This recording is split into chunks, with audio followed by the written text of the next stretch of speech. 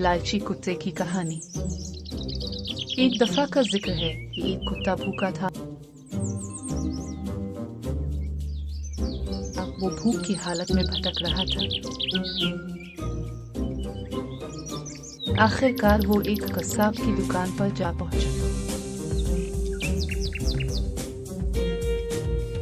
इससे वहां एक हड्डी का टुकड़ा मिला। वो उसे चराकर वहां से भाग गया। इसका गुजर एक पुल से हुआ।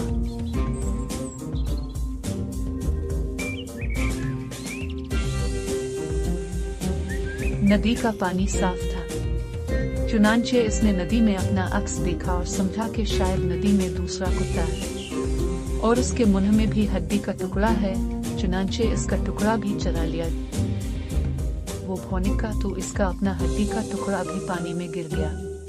लालच में आकर उसने अपना हड्डी का टुकड़ा भी खो दिया और भूखा रह गया। इखलाकी सबक, लालच बुरी बला है।